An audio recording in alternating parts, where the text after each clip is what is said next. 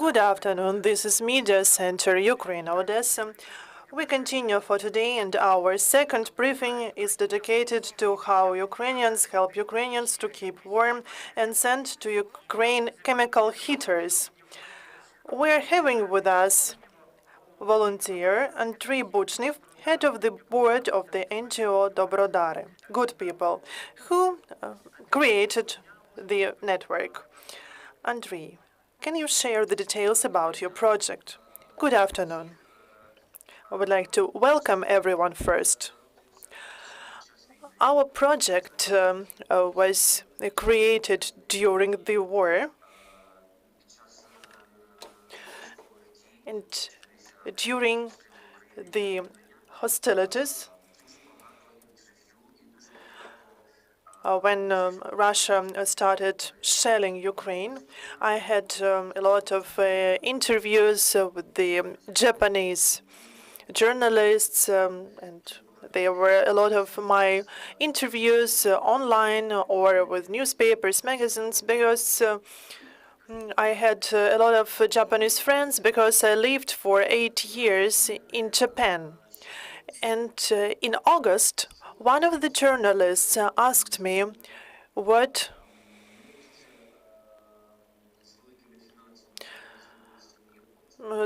they could do to help Ukraine, even if they didn't have much money.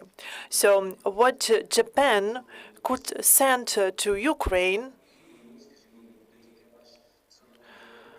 by the expensive Japanese postal service, and actually for this to be done by ordinary Japanese people.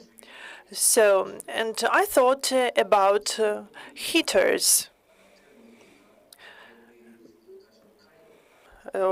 which heaters are called kaira in Japan. This is the thing that they use every day when it's cold, when the temperature is low than 10 degrees Celsius. And there is no centralized heating in Japan. So the situation is not that bad in Ukraine now. So in Japan, they don't have the centralized heating system. And we know that Japanese are inventors, and they create a lot of different technologies. And in the 1950s, in Japan, one of the companies producing confectionery goods decided to conduct a survey. And actually, there's not a survey, but a study. And they noticed that oxygenation of iron produces heat.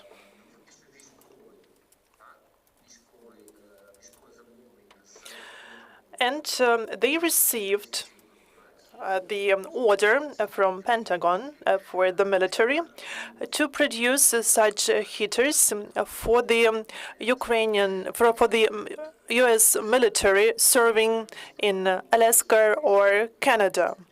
So this is a brief history about these chemical heaters. So everything started from the military technology.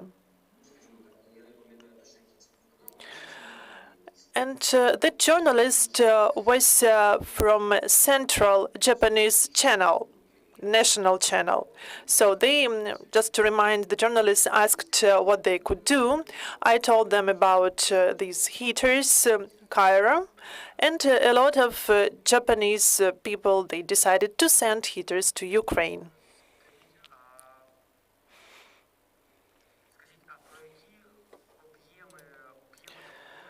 So can you share some numbers? What are the volumes of aid and when the supply network started operating? To be honest, when I offered the idea, that was August 2022, the Ukrainian side was quite skeptical about this. So I tried to explain people that there are Japanese heaters that could be used during winter times. People were interested, but the work started from our side only in October. when we managed to contact with several foundations, several NGOs, for them to be able to receive containers.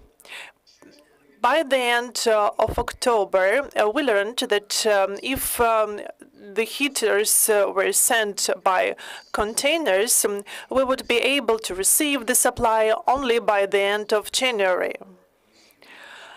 And then I thought about our old Maindan principle. I am a drop in the ocean. And what do I want to explain? So we decided that we were not going to accumulate heaters at one point in Japanese, because it would take much time. So this is not a problem to get aid abroad, but the problem is in logistics. So, for example, if the price of a heater is 10 USD, then the delivery will cost like 2 times more.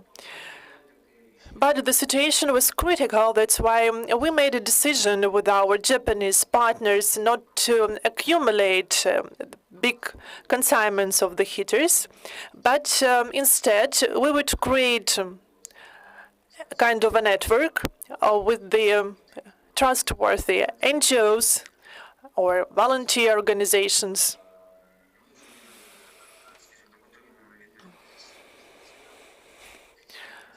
How does it work? We get the official request from such organizations, and we provide information about the official address of the NGO. This might be a legal address.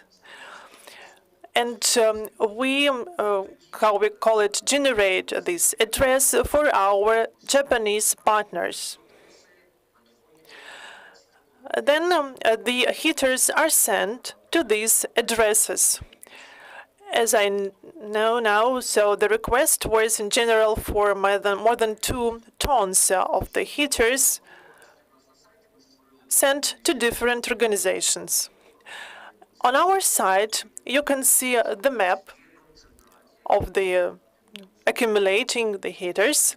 So we have some accumulation points, and then the dissemination points.